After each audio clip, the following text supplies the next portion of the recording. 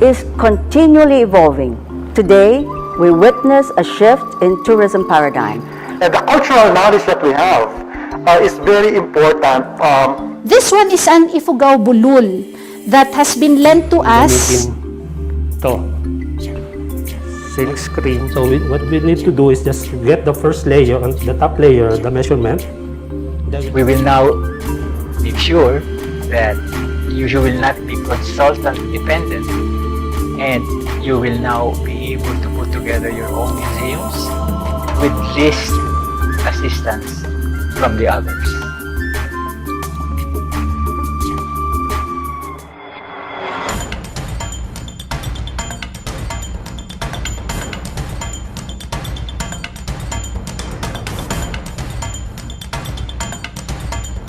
Basic tools that we need to set up the studio.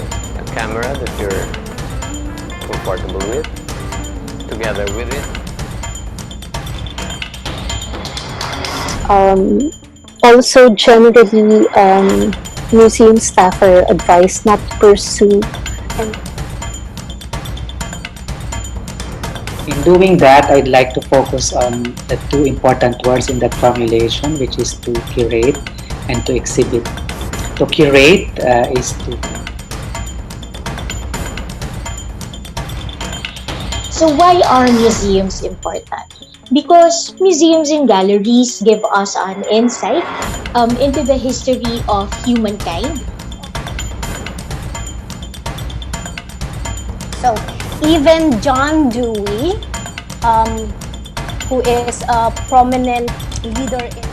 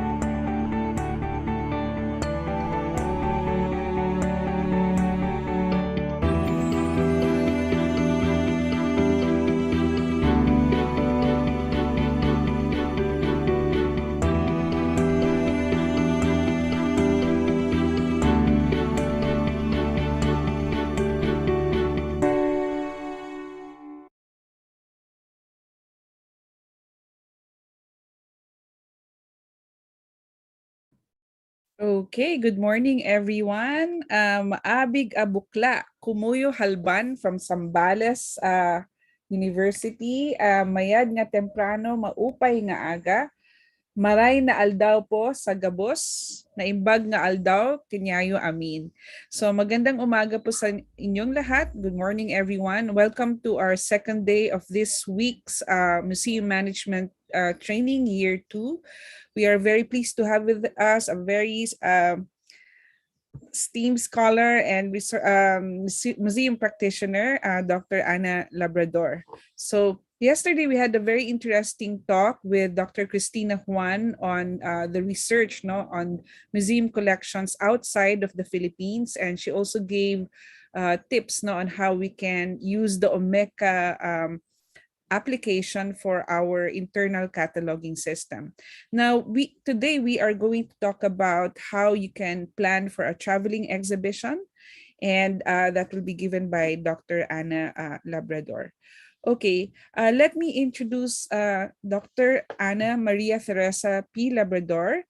She is an honorary senior research fellow of the School of Historical and Philosophical Studies, Faculty of Arts at the University of Melbourne in Victoria, Australia.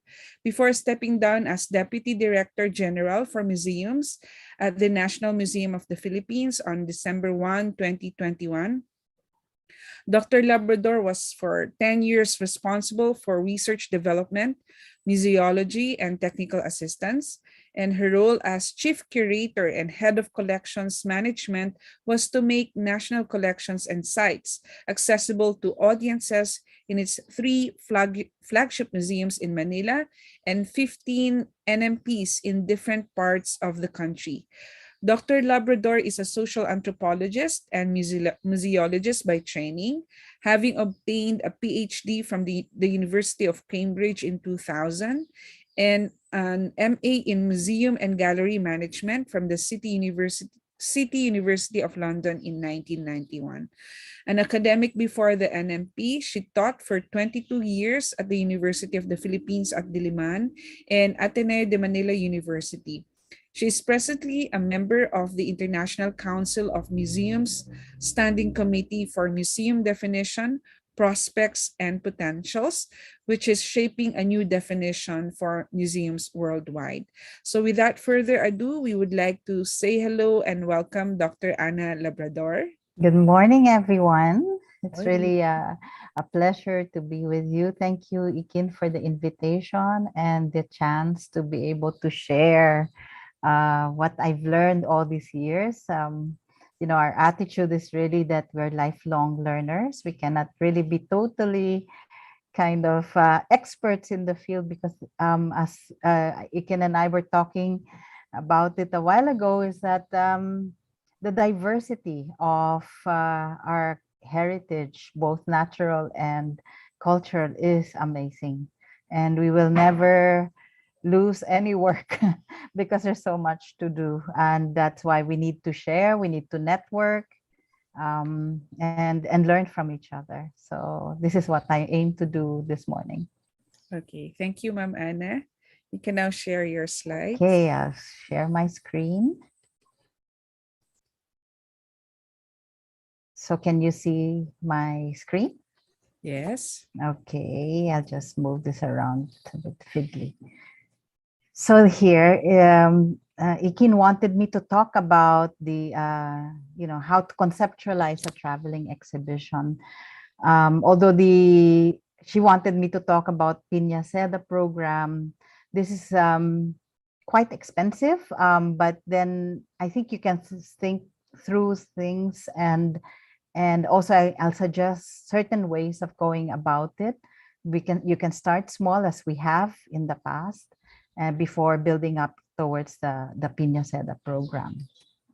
But before I continue, I'd like to, of course, remind everyone about what is happening in Ukraine. Very, very important that we are mindful of it, because we are all affected. I mean, with just the practical side of things, like, for instance, the cost of gasoline is the diesel is very expensive. We're affected by the war in Ukraine, and also that as museum persons, we are also very, very worried about the collection. So our colleagues in Europe, particularly through Poland, they've been sending all these relief goods on the right side of your screen, because they have to find ways to protect the collection in case Russia bombs other parts of Kyiv and also Lviv.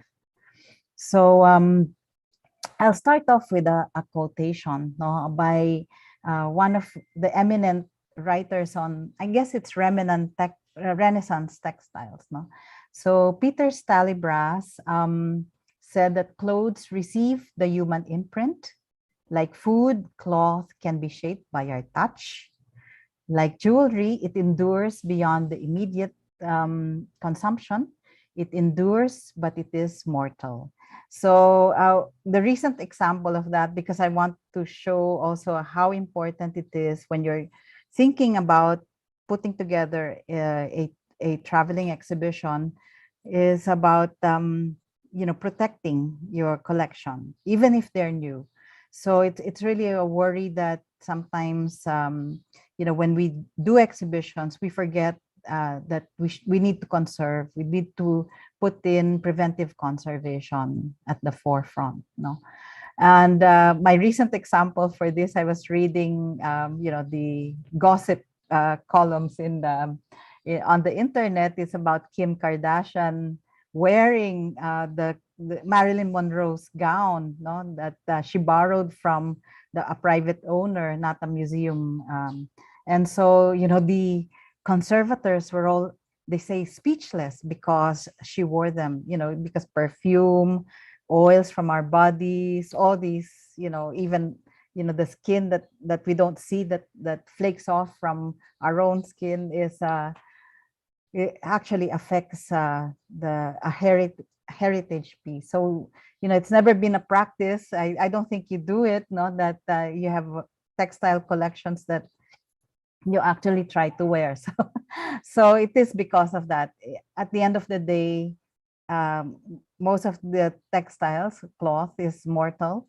And that, in a way, as museum people, we prolong the life artificially of all these things, because the intent of most of these objects is not to live beyond 100 years, for instance, or even 50 sometimes. No? But we do, because it's our job, and to make sure that future generations can actually appreciate all these heritage items. Okay, so I just want to show you also that Piña has always been identified with traditional dress. We think that everyone is wearing piña because of that, but the barot saya, they have different terms. Barot saya, Filipiniana, Maria Clara, kimona, tapis are among the usual terms for women's traditional wear. So that's the studio photo of Josephine Bracken. I guess you know who she is, no? She's famously the wife of Jose Rizal, but more importantly, she's actually she joined the Cavite revolutionary movement and then resurfaced after March 1897.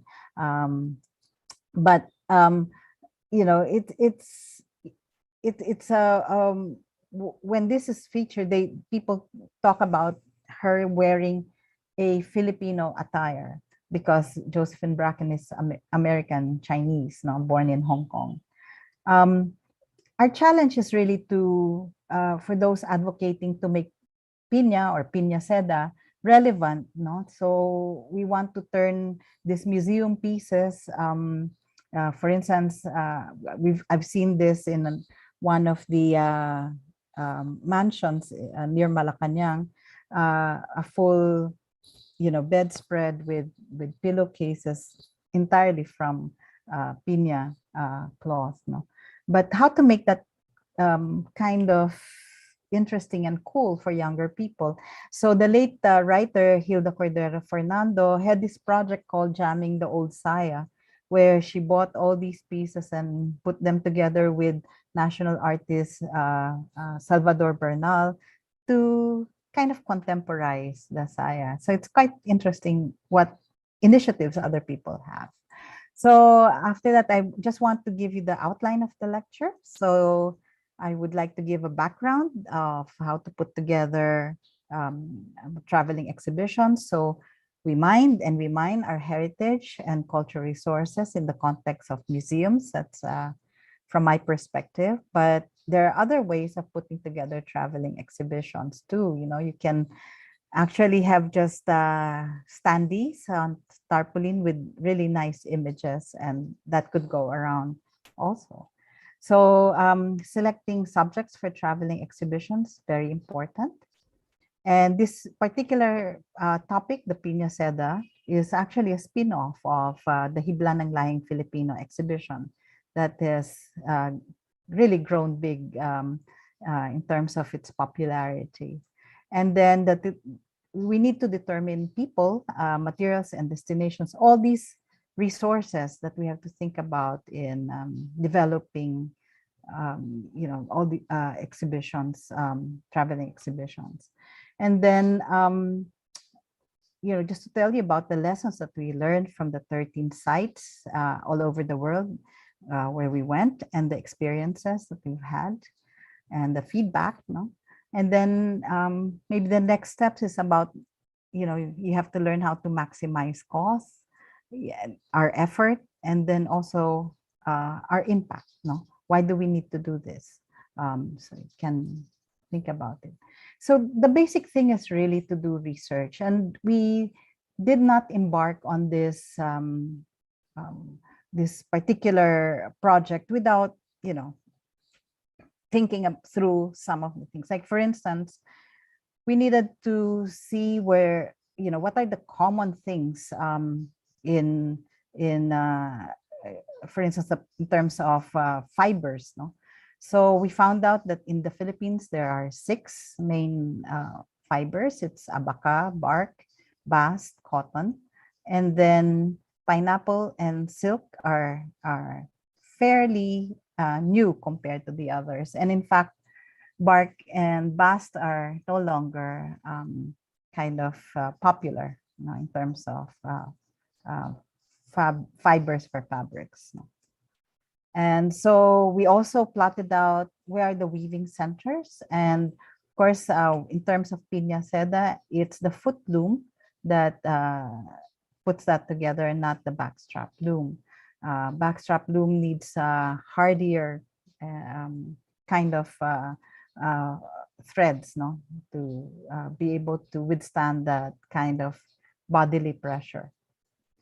So I want to show you some images because I'm also an art historian to show that these, you know, the piña has been really quite ubiquitous in a lot of portraits, no, where, you know, mostly they show how wealthy they are or how powerful they are. It's become a symbol of sorts. This is Juan Arceo's early 19th century portrait of Bishop Miguel Garcia Serrano, who was appointed Archbishop of Manila between 1616 and 1618. So we found this very damaged painting that we fixed up at the National Museum at the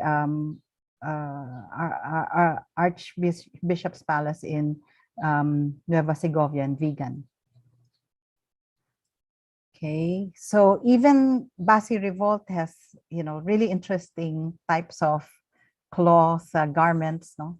And in fact, in the 14th station, which is the most gory image, no? You would see women wearing their traditional wear. No? So, and that's really become part of our inspiration for putting together the Abel Iloco exhibition at the National Museum Ilocos Regional Museum Complex, no? In Vigan, where we've displayed quite a number of varieties of textiles. But really the interesting part is that these tops are called kimona, no? And that's the root of the term is really from the Visayan areas, the Visayan Islands, but it's a common term, no, for like more practical blouses, no. And also the exchange, no, these particular tops, no, the kimonos or the baro, were found actually in Ilocos, and we borrowed that to bring them to the Iloilo to display in our National Museum Western Visayas Regional Museum. And they're actually made of piña, no? And so perhaps there was this kind of exchanges happening early on, like late 19th century to early 20th century. And so it's interesting. But I also took this photograph to remind you not to do this because I guess our staff were in a hurry, and so they were putting things together. But I keep reminding them not to stack all our artifacts like this. So on display at the National Museum Western Visayas are the really all the different types of piña fabrics, no, including the outer part of the pineapple leaves, which is what they call the bastos, no, and that's a tougher kind of fiber. Okay. So what is the background of, you know, putting together this Piña-Seda traveling exhibition? No? So I said, you know, we mine our heritage and cultural resources to be able to think up of something relevant and also appealing. No? So handloom textiles are gaining renown despite the ubiquity of ready-mades. You know, you can just go around and see that even SM's Cultura shops are full of those. No?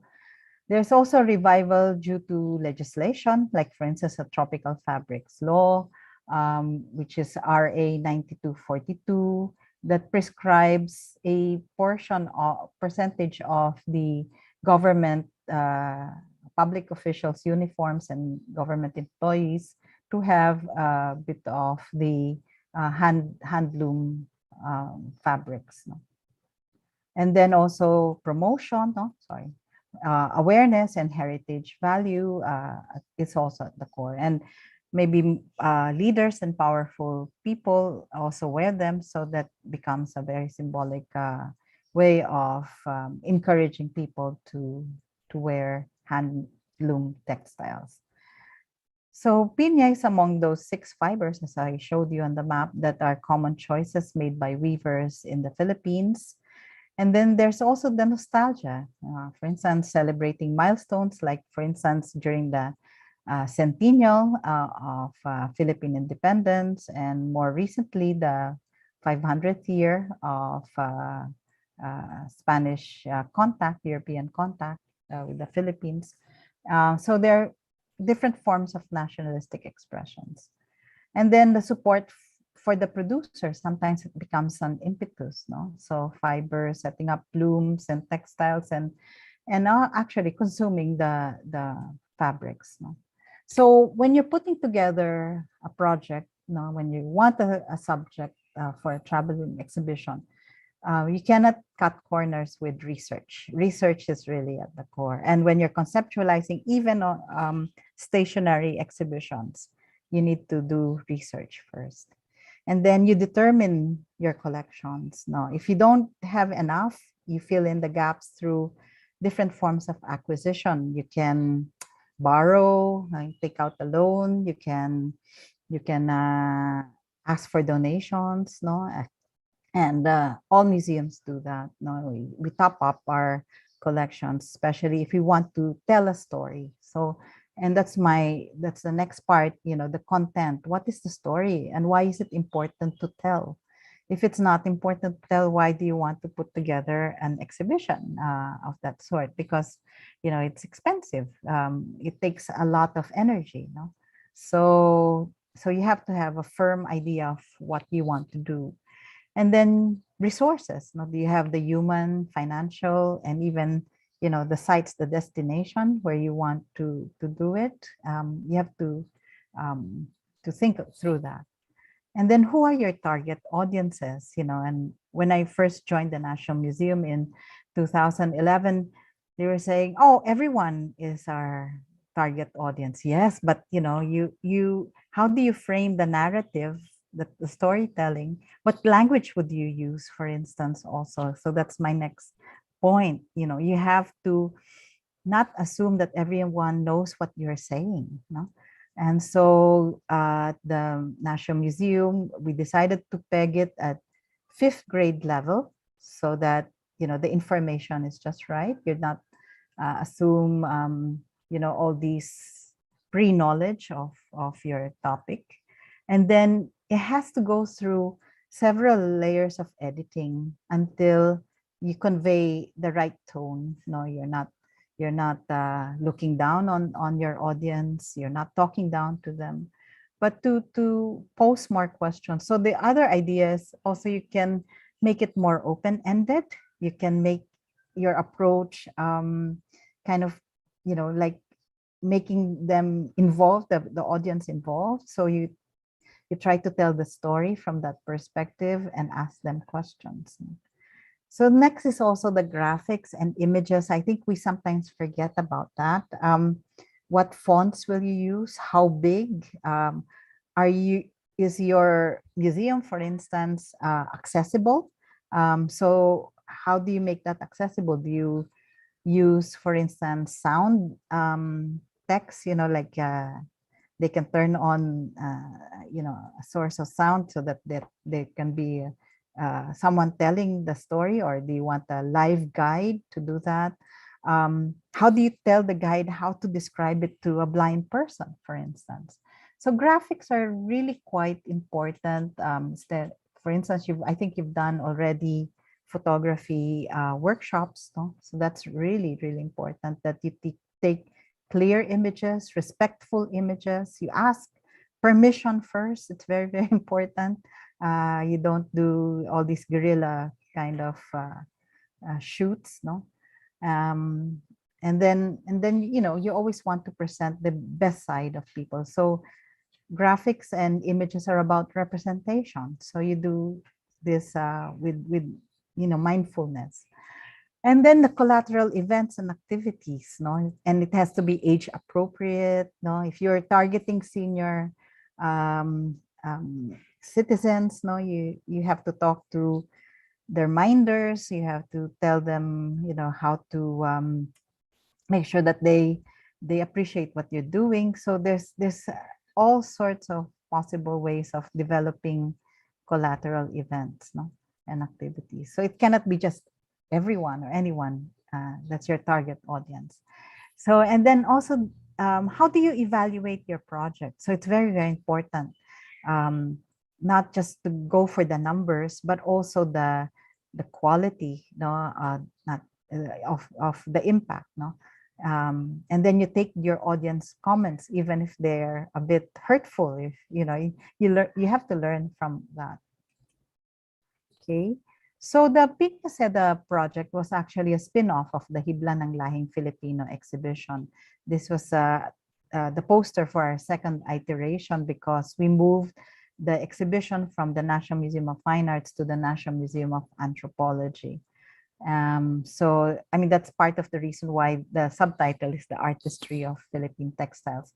But I want to talk to you a little bit about, doing research. And this image is actually one of 6 that we borrowed from the American Museum of Natural History in their archive, because they pretty much bought all the photographs from the St. Louis World's Fair.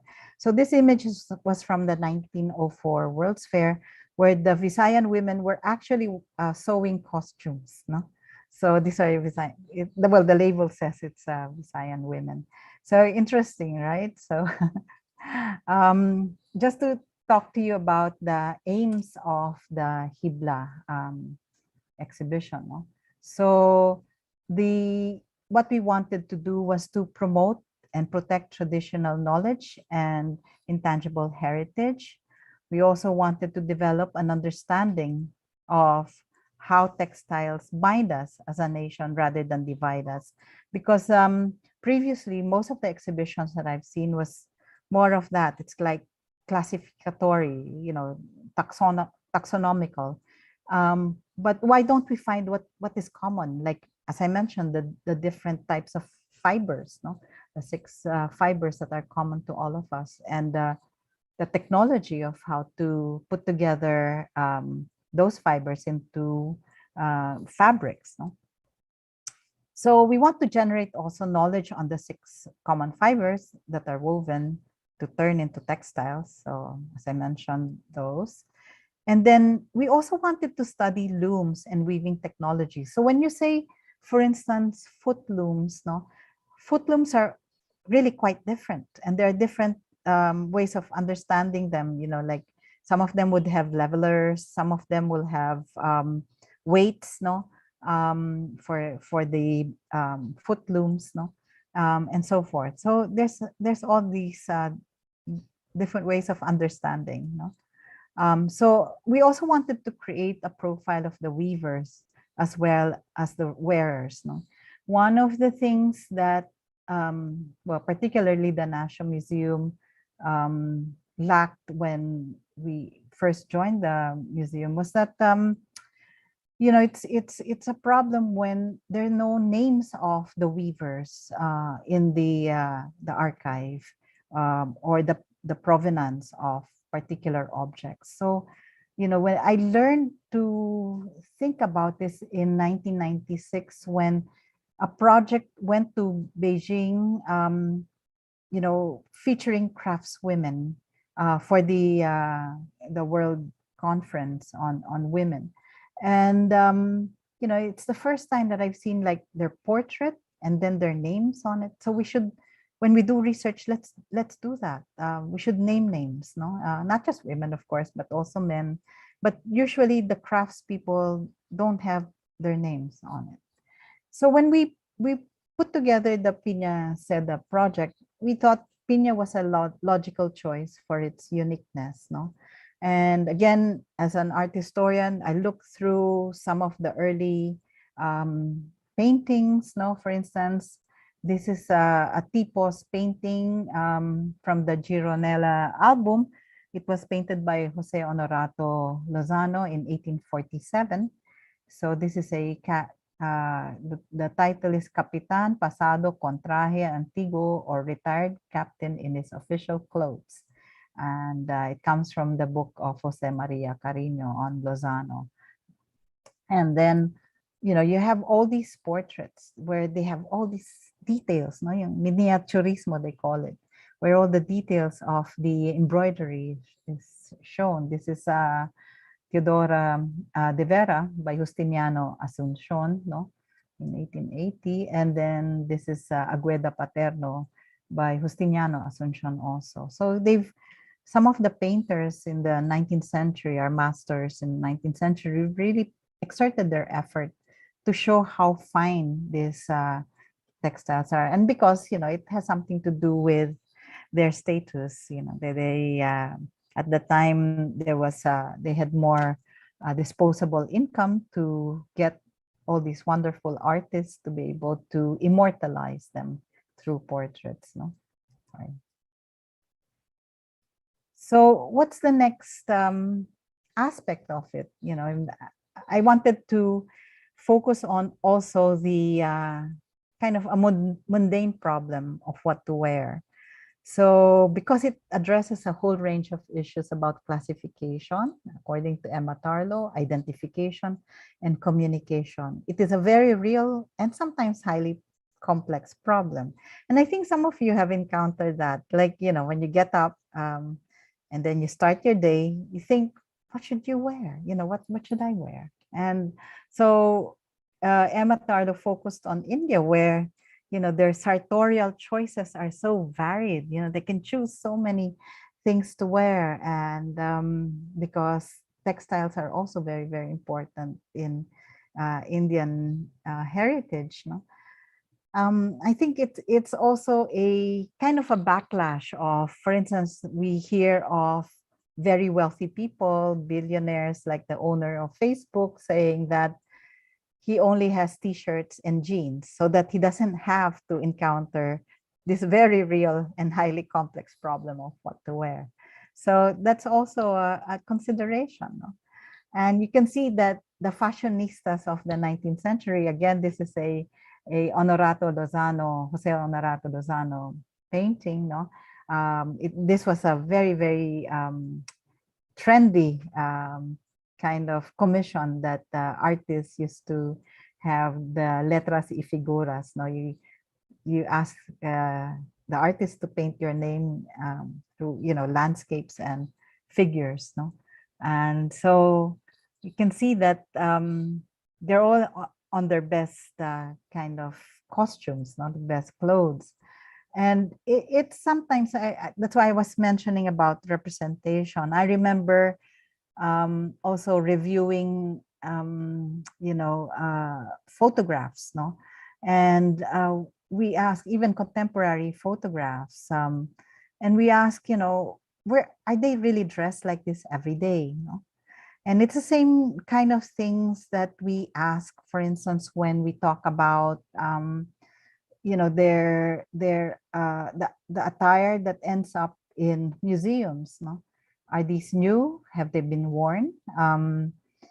If not, who owned them? Because the perception of some young people who don't know, for instance, what the 19th century looks like, is that they said, oh, all people wear all these kind of very expensive clothes. And that's not true. Poor people wear clothes until they're kind of in rags, no?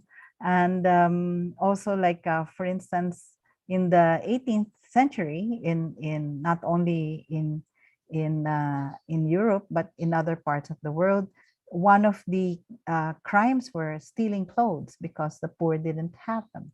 That's before, of course, the manufacture of cheaper ready-mades. No, so when you're putting together exhibitions, traveling exhibitions, you have to determine people, materials, and destination. So we're going from left to right. So who is your intended audience? What would be the goals and impact of your project? Are the objects robust enough to be displayed? Because if they're fragile, you shouldn't do that because it will just get ruined. And what is the site like? Is it respectable? Is it accessible? So, and then do you have a facilities management assessment form so that you can think about preventive conservation? What is the climate control on site? Are the windows open? Is there UV light that could damage the collection, etc.? And then what is the duration of the exhibition, including ingress and egress? So you have to think about that when you can do that. In my younger years, I would do private contracts, and then they would ask me to put exhibitions in malls, no? And, we have to wait until the mall closes and just, work on the exhibition overnight. That's all we have. So, you have to think if you have the stamina for that sort of thing. I know I don't have that patience anymore. So also the packing and transportation standards have to be in place. We have challenges, for instance, when we were traveling the Piña-Seda project, because we couldn't ship them by ordinary cargo because it takes a long time, and also the customs are very strict when it comes to that because of possible illicit traffic going on. So what we had to do was to pack them as excess baggage, no? And that's really expensive too. So you have to think about that. And then what are your collateral events and activities? It's not enough that you open the exhibition, but you have to make sure that also if you're going to leave the exhibition for a while with people that you trust, you make sure that the events and activities go on. Okay, so again, I go back to the Hibla ng Lahing Filipino because when we had the second iteration of the exhibition, that was in September 2013, we decided to relaunch that with a Piña exhibition. So we also wanted to celebrate the donation of a Piña loom. It's from the what's the name of the? It's the La Herminia House of Piña in Aklan, and was donated through the Godofredo Ramos Foundation. For related to the De La Cruzes who owned the La Herminia House of Piña. And also because they had this fashion exhibition at the Hotel Intercon to promote tourism in Aklan. So this is what I mean by, if you don't have, we didn't have a lot of piña in our collection. So we borrowed. So this is from Froilan Gonzalez of the House of Paras, who wanted to display a wedding gown on a modified terno for 2009. He just placed up the sleeve like that.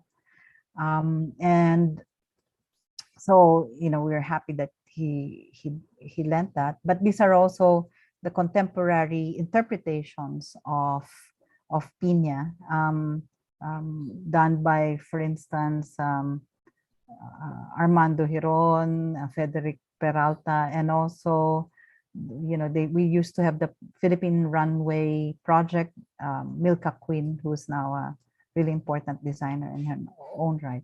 But especially, the wedding gowns is always like an eye catcher, so we display that. And that inspired donations. So the Godofredo Ramos Foundation gave through Vicky Antonino, Ramos Antonino donated this really fine gown and barong. So we wanted to show that. But we also examined what are in other museums. For instance, this is a piña, from the Metropolitan Museum of Art, done in probably 1855. And so, it's amazing that they have piña cloth as old as that, and silk. It's a combination of piña and silk. And Ikin knows this. This is the one of Jose Rizal's donation to the Berlin Museum of Ethnology in 1886 or 1887 during his stay there. He was very good friends with the first director of the museum, Adolphe Bastian, who was the director from 1873 to 1904. And again, from the Metropolitan Museum of Art, this was designed by a French designer. So it's made out of silk and piña. And this was a Regency, probably done in between 1804 and 1814. Regency type of, if you're watching Bridgerton on Netflix, this is what, the kind of fashion that women were wearing at the time. So this is the back and the front of it. And then again, when we were putting together the exhibition in Iloilo, Habol Panay, my friend donated her wedding gown, wedding terno, to the National Museum. This is done by Ben Farales, who died in 2021. It's called Mang Ben. And, it's all fully embroidered and beaded. And he said, I used piña textile together with calado embroidery and intricate beaded embellishments to create this quintessentially Filipino bridal gown. I have always been inspired by traditional Filipino culture and aesthetics, thereby utilizing Filipino textiles such as piña, hablon, and the malong tube skirts used by Muslim Filipinos. Ben Farales grew up in Cotabato. So I made this extra special, he said, because she is marrying into the Santana family, whom my grandniece, Happy Pendaton Roman, was already part of.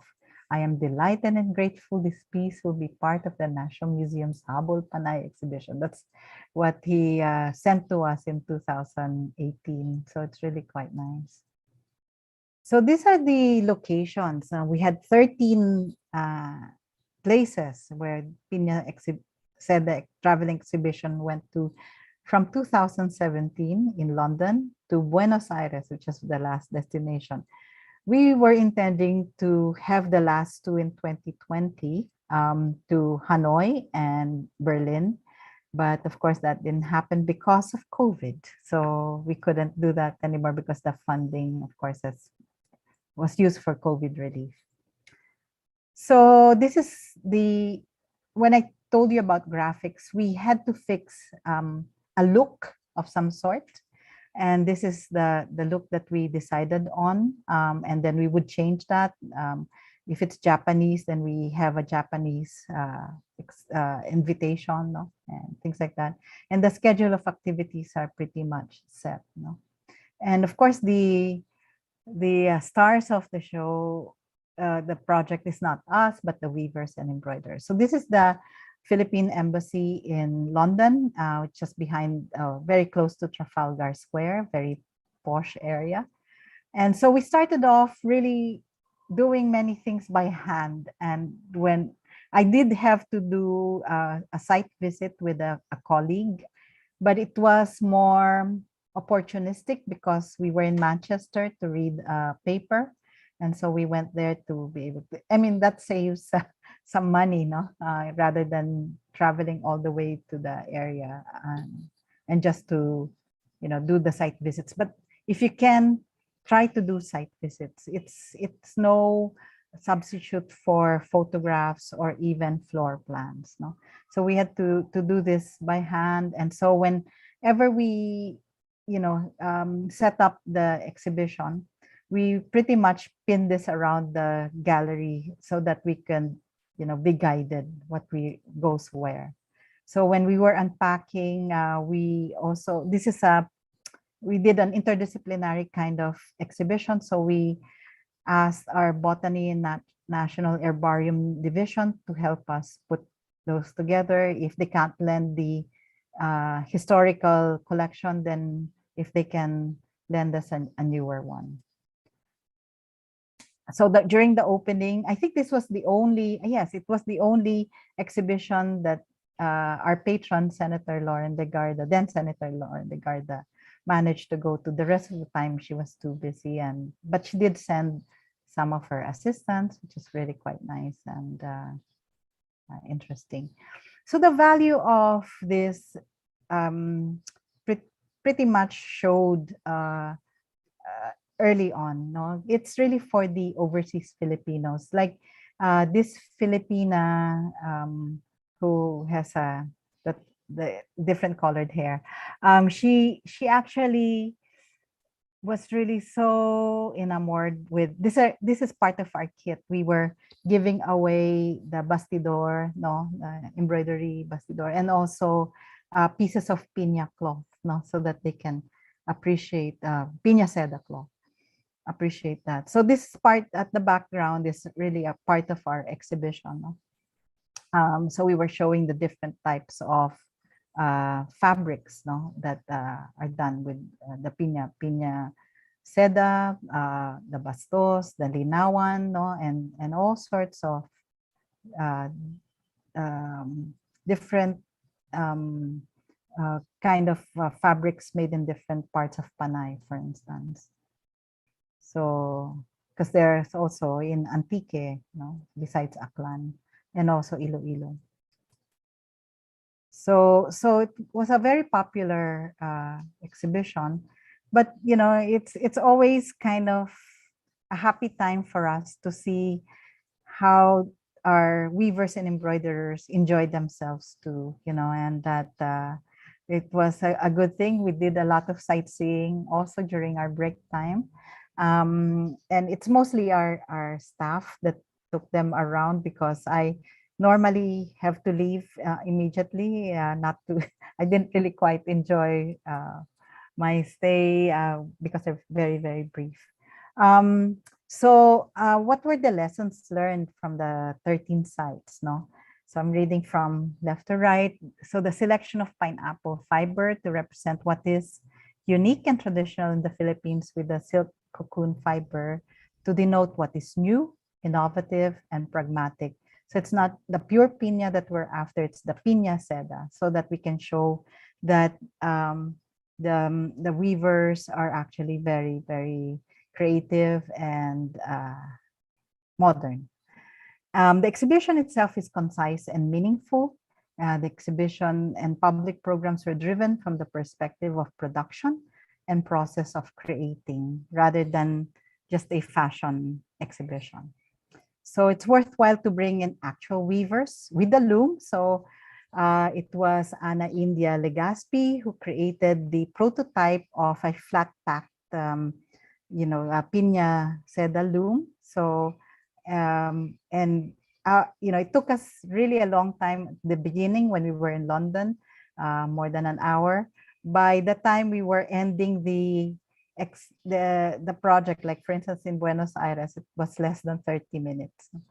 So so it's always a great reward to have them there, no, in that sense. And we learned also from their interaction with the different audiences that they met.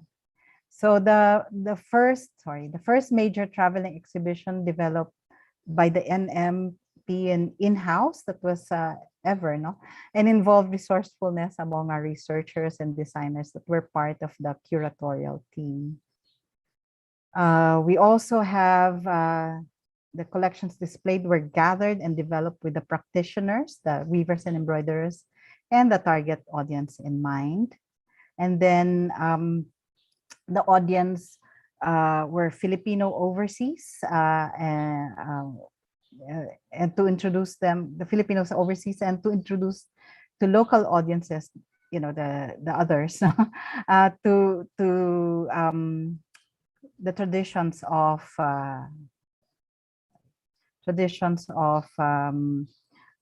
that we have, and continue to be practiced. They're not old in that sense. And then it's also a valuable project in which the NMP began to acknowledge Filipinos outside the Philippines, because many of them, when we were planning the exhibition, said that they feel quite disenfranchised. So that's important to acknowledge that. So remember that drawing that I showed you in the other slide? So now by the time, we were in San Francisco in August 2019, we actually, were very savvy about designing online, on using software. And so we kind of can project the look of the area. Again, I also went to San Francisco for another meeting, and then, use the time to be able to record the area. So, really quite nice. And this was the outcome, in their multi-purpose hall. But even, with the best intentions, sometimes the recipients of the project, sometimes the Philippine missions, really do not understand what we're on about. And then we found out sometime in October 2019, they turned our exhibition into a tiange because they wanted to showcase Philippine products. So we were a bit upset about it, but heartbreaks are quite common, I suppose, when the recipients of the project do not fully understand what we're aiming at. It's really to elevate Piña-Seda and their weavers and the embroiderers, the producers. So anyway, I just show you some more images. I like the idea of for instance, these kids are from when we were in Madrid, in the Real Fábrica de Tapices, an area, an old tapestry factory that's still in, doing a lot of tapestries. The kids were saying, how can a fruit be a textile? No, so they were really wondering, and so that kind of gave us an idea. When we moved to Prague, we brought in the leaves of the red Spanish pineapple and taught them how to scrape the leaves. No, sabi namin it's free child labor. No? So anyway, it's quite interesting how they really got onto it. But in other parts, the other destinations that we went to, we couldn't bring the piña leaves because of quarantine issues, like in the US. So we showed them videos of, like this scale of production to be able to come up with the fibers. And this is the red Spanish pineapple on site. And the ingenuity of the local people, using like an old wheel and turning that into a spinning wheel. And of course, the loom wouldn't be anything if there's no weaver in it and to enliven it. So what are the next steps? No, this is nearly the end of my slide. How do we maximize cost, effort, and impact? So the funding for this is really part of the National Museum of the Philippines budget. We asked for it even 2 years beforehand. And so because it is a lot of money, so each of these traveling exhibition costs 2 million to 2.5 million. Because we needed to bring in people besides us bringing that and unpacking them and installing them. There are people who would come in to be able to dismantle them. Sometimes we do, like for instance, the US in one go. So June in Washington, DC, July in New York, and then August in Honolulu. So usually the target audience is 10,000 to 15,000, and they need to be satisfied clients. So we do need to do a survey, and that also includes weavers and embroiderers communities, the audiences in the localities where these are displayed, and online and mass media presence is also counted. So we needed also to do a lot of physical preparations. We did mock-ups, flat packing looms. At the end, we have 3 looms that will eventually be distributed throughout our regional museums. And the exhibition components, creating also is very, very tricky. We need to develop kits and lectures and also language translations. There's also the need to closely coordinate with Philippine missions and consulates, as I mentioned, as well as NGOs and overseas Filipino communities, so that we can really get to that point where we reach the target of satisfied clients. And then the evaluation forms are always distributed in workshops and lectures, and then they're collated for our reports. So without reports, we won't be able to continue with the project. So just to give you some idea that there could be other ways of actually being able to put together even smaller traveling exhibitions just around the country. It doesn't have to be very expensive. So, but you do need to think of how much it would cost. Look, for instance, piña fabric production. In the 19th century, Iloilo had a proto-industrial manufacturer level. You have pictures like this from, you can go online to find out, there's a lot of women are involved in making production. In fact, they're so important that they were brought, some women weavers were brought to Madrid, no? To show how they are able to do piña weaving.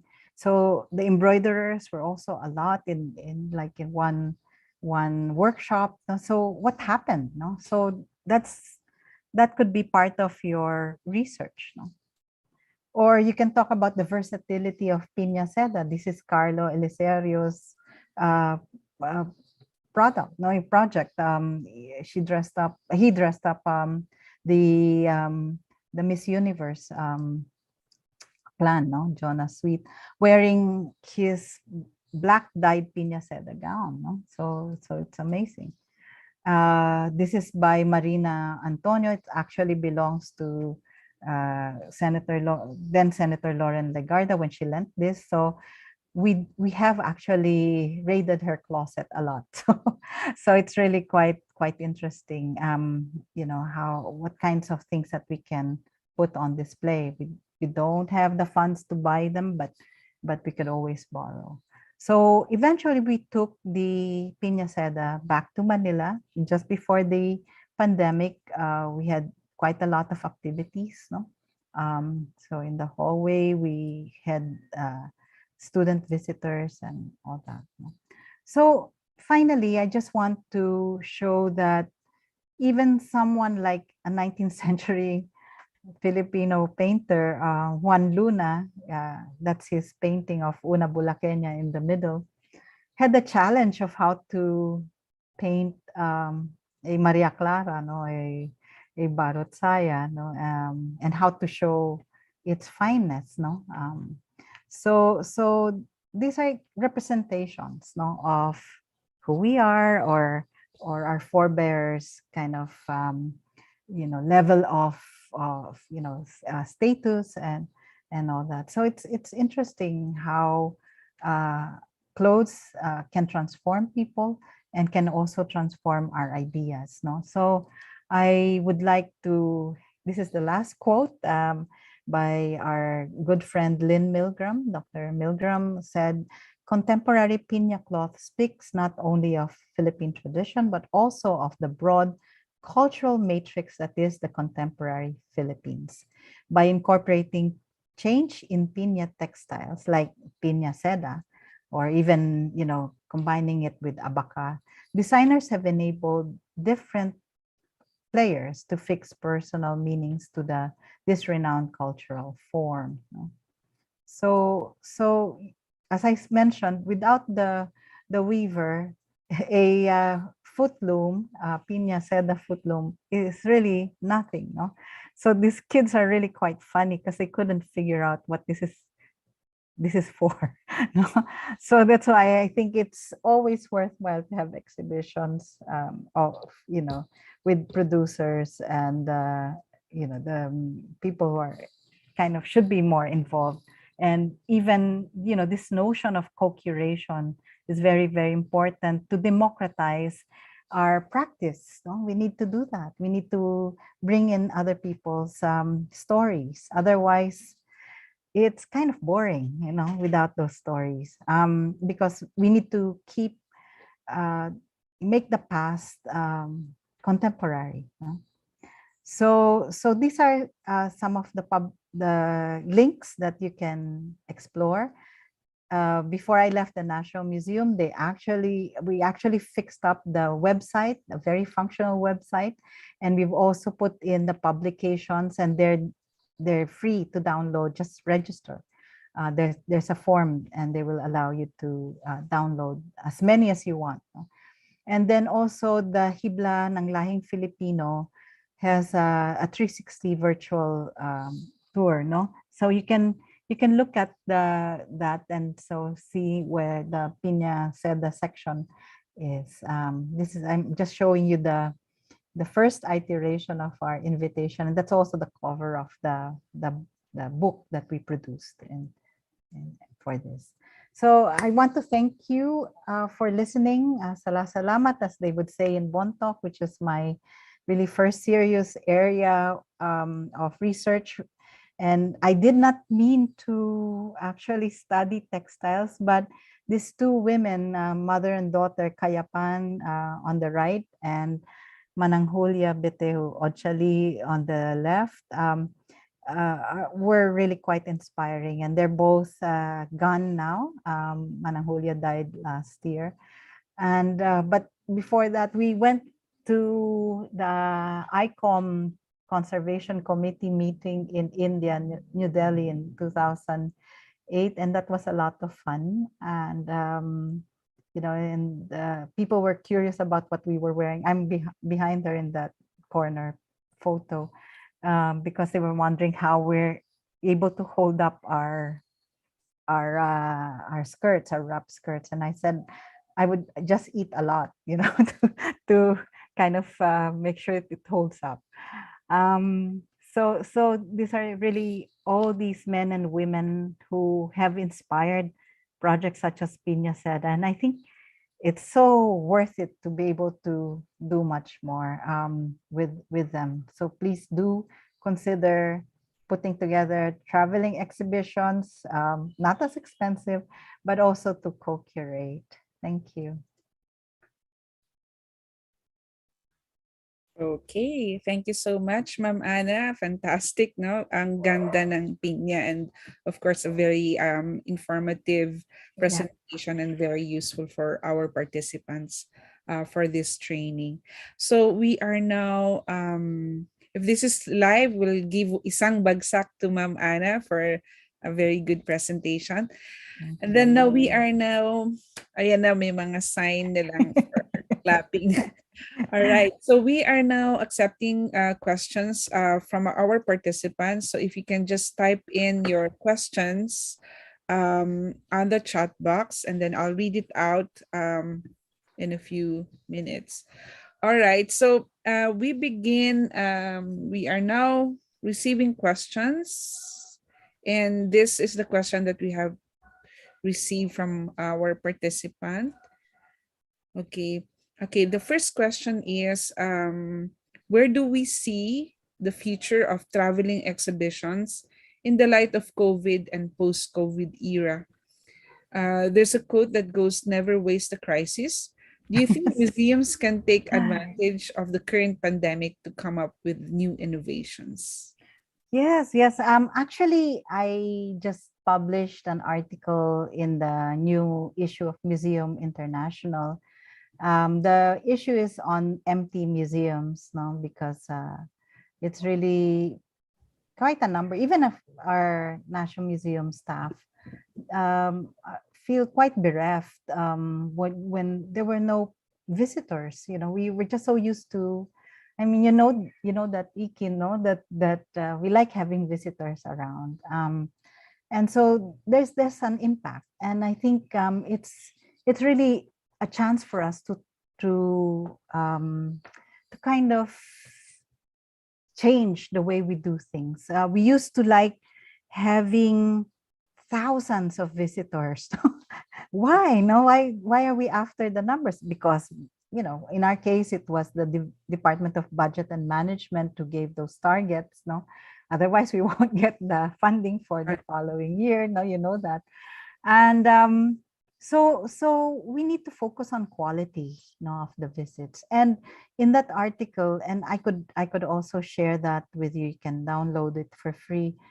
I now think that the museums can be public healing spaces for both the staff and also the visitors. No, so when before I left, I kind of changed some of the galleries to have more space so that people don't have to be close to each other. No, still very important.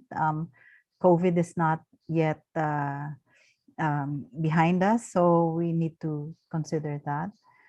In terms of traveling exhibitions, I didn't talk about the others that we've put together. There is the mobile museum boxes, where we talk about the biodiversity and unique geological formation of the Philippines. So we have one that was going around Mindanao and another set going around Visayas, focusing precisely on that area. We were about to do Luzon, but of course COVID happened. And so so this is really quite an interesting thing for us to take around. I mean, it's and so it hasn't happened yet. But I think no, before I left, there was the one for Visayas that left Leyte. It was stranded in Leyte for 2 years, and then moved to Bohol, and then to now it's in Santa Barbara and Iloilo. So that's a way of doing things. No, it's like in these boxes, it's like an attaché case that you can open up, and then you can even extend the background. And then we just use clip-ons, those, you charge those lights, and then you can buy them anywhere.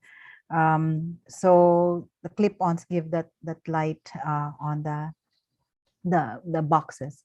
Then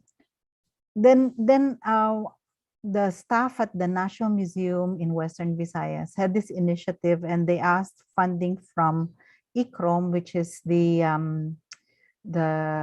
Study for Preservation Center in Rome, Italy, and funded also by the Korean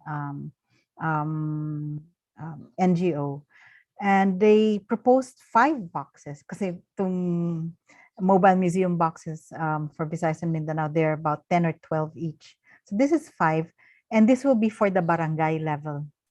So what they wanted to feature was really the the unique material and also sites, material objects and sites. So you have the replica of Oton gold mask, Piña fabrics and fibers. You have also someone talking about the unusual flora and fauna in the area. So that's photographs, and if they can find a taxonomic examples in the storage, they could also use that, like birds and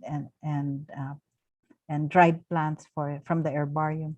So these are kind of barangay level, and then you can set it up just 5 on any barangay hall, and it would need extra effort on the part of the museum personnel or the staff that's taking them around to be able to talk more about them. So I think that's also an approach. The mobile museum boxes for Visayas and Mindanao, we're going around in schools, colleges, universities. So that's also another take. So yes, definitely don't waste time. Good crises are always a good chance to talk about things. But mainly it's we start to reflect on our own practices. We should think about doing more networking, working with communities. No, it's as you know, it's always a very beneficial activity. Okay, so some questions are coming in from YouTube and our FB page. So I'll just read this out from another participant, from Awi. Considering the nature of traveling exhibitions, how was logistics handled? What are the considerations for packing and transporting the equipments, textiles, and mounting gears? Who will be liable for any damages to the exhibition items, and how do you seek accountability in the event of such? Yeah. So that's why you need to determine the period, how long. And as I mentioned, sometimes even with the best intentions, some of the recipients do not really fully understand, like, they moved our exhibition so to be able to have that tiangue going, in San Francisco. So, it's a risk that you should be willing to take. And so that's why we don't have, for the traveling exhibitions, we didn't have heritage or historical collections. We sought new ones. And then we were very lucky that the embroiderers and the weavers themselves, they brought their own collection. So they were showing stuff that they inherited from their mothers, for instance. So that's really quite a nice story, a nice opportunity, no? So it's good to know if some of the personnel that you're going with have those things, but also don't forget that to ask those on site if they want to show their own collection. So don't forget that textiles are so easy to pack, no, for a lot of migrant Filipinos, no, it's something that they take around. So we've insured part of the collection if that's the thing, but insurance is really quite expensive. So you have to think twice about insuring. The premium alone sometimes is more than the collection. So be mindful of that. But it's really the care that you put into it. That's why I said that we had to really specially design the crates and the way we would pack them up to make sure that there's no damage. So that's really the main thing. It's all preventive conservation. You have to anticipate for anything that might happen, even getting trapped in customs. So you have to make sure that from the other end, the recipient the host will be able to look after you also. Thank you, Ma'am Anna. You showed us earlier some layout plans for the exhibition for a specific area or space, no, for the traveling exhibition. But there's a question here, since it's a traveling exhibition and you go to different places and sites with different measurement in terms of the size of the space, how then do you adjust in terms of its mounting and all the paraphernalia for the exhibition? Do you scale down, or do you scale up for a bigger space, or scale down for smaller spaces? Yes, we're quite flexible that way. Our mounting display kind of boards and all that, they're made out of copper, very resilient, and those tubes are put together when we set them up. So really thanks to our internal fabricators who really thought about that, especially Mr. Marcelo Cercado, who's now retired. And so we had to think about these things, even what would stick depending on the area. Like you cannot use thumbtacks, for instance, the push pins. And so even on the text, so you make sure that doesn't get damaged because it's quite expensive to print them out. So we do that. We sometimes even lower the ceiling if the ceiling is too high, and have all sorts of things happening. Like for instance, in the Philippine Center in New York, which is not really kind of built as a gallery, purpose built as a gallery.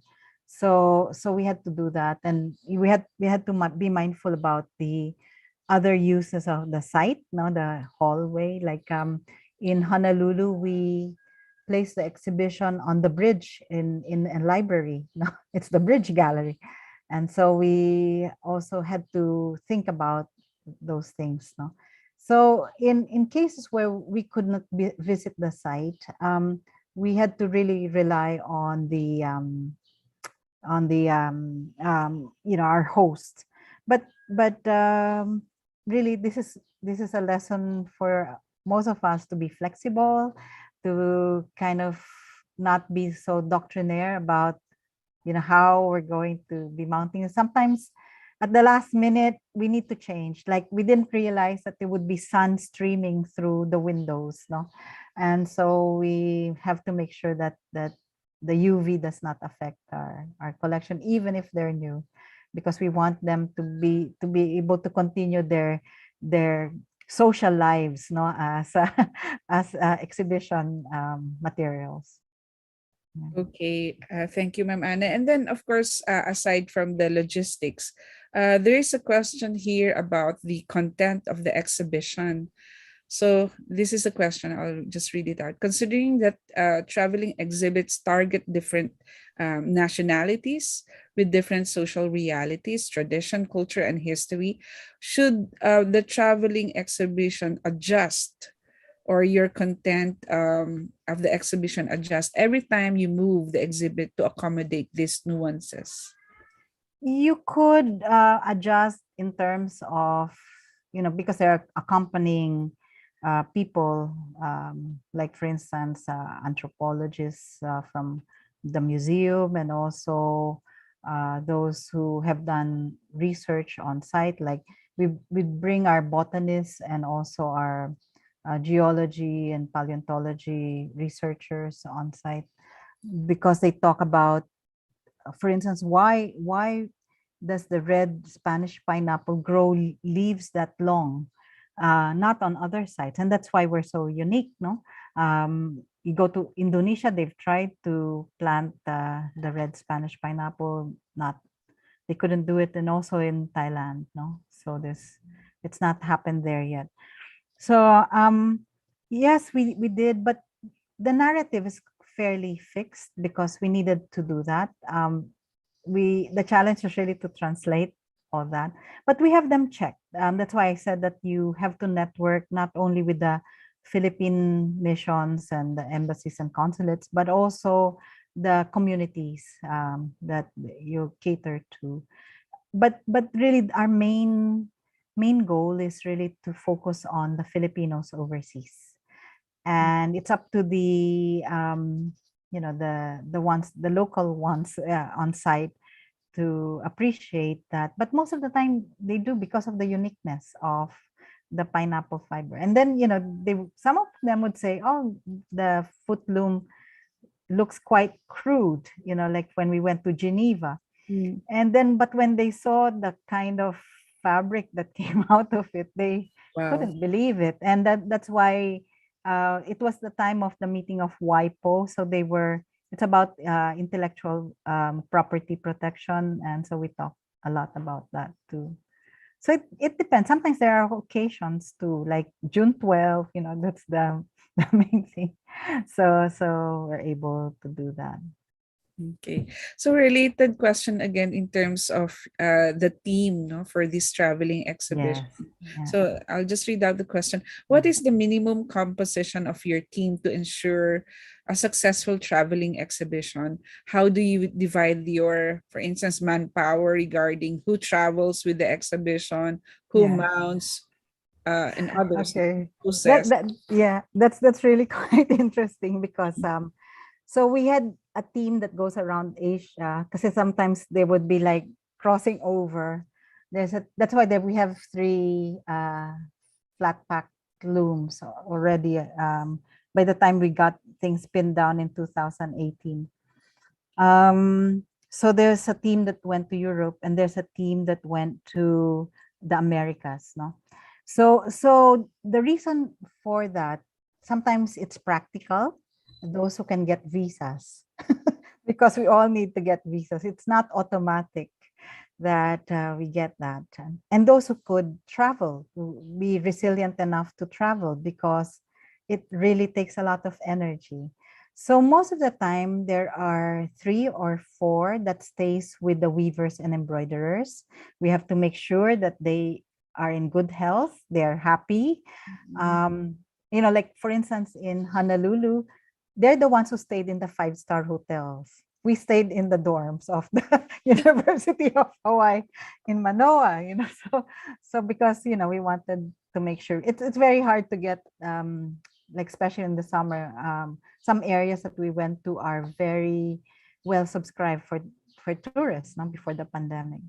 So that happens. The 2 that comes with us to install, they usually leave, and then another team goes and to retrieve and pack them. But they're very, very used to packing that stuff. So it's really quite bewildering to organize. So because of all that, and because of the demand and the request and all that. So it's the visas sometimes that are dependent on it. And those sometimes we find that they can speak Japanese or Thai. So that's always quite useful. But more or less, I think in every destination, we have 8 plus 4, 2 weavers, 2 embroiderers. And that's about it. We try to be as lean as possible because sometimes the accommodations are very expensive, no? And also we're very busy with other things. And so that's it. Yeah. In terms, you mentioned about the language and translation in traveling exhibitions, especially this is international.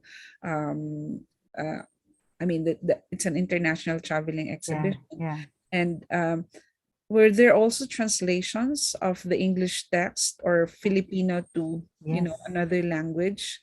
Nihongo, Thai, Spanish, Portuguese. Where else did we go with Czech? Because we went to Prague. No, so and French because of Geneva and all that. So yes, that's why you have to pretty much develop your narrative, have those texts, and then adjust to that. In our lectures, we sometimes feel sorry for the translators, so we cut our lectures because it's tough for them, to do that. So we adjust in that way. But the workshops are really quite interesting because sometimes they don't really talk a lot of English inside, but they appreciate the embroidery workshops and all that. So yeah, it's a challenge, to do that. Okay. Ma'am Anna, there's a follow-up from the previous question regarding the team, and of course the other question is now on the budget, no? So they're asking, are there any limitations such as in relation to budget or permits faced by government museums in relation to traveling exhibitions? Yeah. Well, that's why you have to plan like 2 years or 3 years in advance to be able to do that, because you have to have it approved. Well, government actually allows, like, for instance, the UNDP rates of per diem. Because in some sites like New York, they cannot stay further outside the area because they needed to adjust to, for instance, public transport and all that. We don't want also to take too many risks. Where in that case, because it's a strange city for many of our weavers and embroiderers and even our staff. So we peg it at the rate of the UNDP rates. So like for instance, in New York, that would be something like $300 because of the accommodation. You can't really get anything below $150, for instance, unless you want to stay in a pest-ridden right? But you don't want that because you want to make sure that they are healthy, no? We can't risk that. There is sometimes a challenge for us because, the weavers and embroiderers, they want to bring home stuff, so sometimes they don't eat and they will buy pasalubong, so we become kind of like big brothers and said, no, I will keep the money for your eating so that you eat properly, and not to use that to buy chocolates and stuff like that. And so we don't want them to be kind of unhealthy during their stay, because some of them are a bit older, no? So that we have to make sure that they're looked after properly. So yeah, we do need to spend quite a bit for that. That's why we had to really think about the leanness of the team, not too many people around, the essentials, no? But they also have to kind of multitask. Like for instance, they have to be workshop facilitators besides being caregivers, no? Workshop facilitators, and also give lectures. No? So that's it. Okay, thank you, Ma'am Anna. So for those who are planning to do traveling exhibitions abroad, no, so 2 years planning, then you have a lean team, fixed narrative, and you do careful planning. Yeah. Okay, I think there's another question from our local museums. So for startup museums, okay, the question is, how can they set up a good traveling exhibition with a limited budget, especially for most of our participants here are startup museums, Mhm. and they also want to, mount traveling Mm. exhibitions Mm. for the region or for their community. Do Okay. you have any advice or suggestions on this? Yeah. So in our early days, we had the those roll-ups that you and then you print on tarpaulin, and so because it's cheaper that way, and we'd bring them around even one sometimes in conferences, when you have the space for the posters, or even those who sell stuff in big conferences. So we'd bring them around, and that's the kind of more affordable way to take them. Make sure they're good quality. Now they have all these matte finishes, so it doesn't have to be too shiny like the tarpaulin. So for indoor stuff, and make sure they're good resolution photos so that you don't waste your money. So even that you fix the narrative, you can decide from 4 to 10 that can go around, but usually you need to have someone there to talk about that, like poster presentations. Um, so and then as I mentioned, that barangay level museum boxes is a possibility that you can do.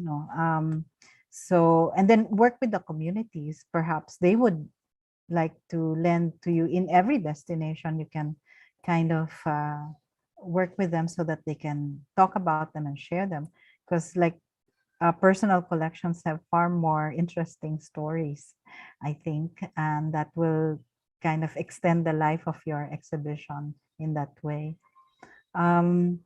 It's you can choose a medium to which you don't have to take around the objects from your collection if that's going to be a risk, but you can take good photographs of them. You can also have like a video, borrow a monitor and then show the video, because that will enliven them if you cannot bring a lot of people with you, or the producers themselves, the weavers or the embroiderers, no? So you can do many permutations, no, of that. It doesn't have to be really big, but the more important thing is, what are you doing that for? So. Okay, Ma'am Anna. So there are last two questions. Sure. The last two No problem. questions from our participants in terms of this aspect on marketing. The question is, what are the challenges you face when marketing traveling exhibitions, especially in making sure your exhibitions have national and international audience visibility? Yeah.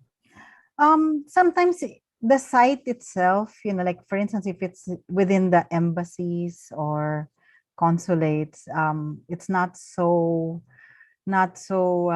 obvious that people can visit, especially if there are restrictions in terms of security. Sometimes, like in Madrid, it was far from the main area, no? And so we need to do double effort in terms of promotion. So, but in a number of ways, you can do satellite events. So, for instance, in Washington, D.C., we managed to go to the Smithsonian to have an event there for the Piña-Seda, the embroidery workshop and brief lecture. Or in San Francisco, it's the California Academy of Sciences. So you can do that. You can find partners within the community so that you know you could also gain all that network. And really, after most of the programs, we managed to develop other projects with those partners, and very interested in other things that the National Museum could do. So that's quite nice, no? It was unintended, but that was an offshoot of that. But much more important is that it's really going to, in terms of promotion and marketing, it's going to the Filipino communities, no? And then they would say, for instance, that will be nice. It's a way of getting together. In New York, we were exhausted. Like every evening after work, they would come, and we had programs almost every evening for about 2 weeks. And in fact, some of our staff, they didn't want to come anymore in the next projects because it was just too tiring. Because people always think, you're going abroad, so you're having a nice time. But it's really hard. If you're serious about it, we can't just take off and do other things. So that's even sometimes on the weekends, we need to keep promoting the project. We have the numbers target, so that's why it's important. So in relation to the earlier question, I think this is a follow-up from our participant. Do you usually consider the marketability of your exhibition that would cut across different nationalities and culture?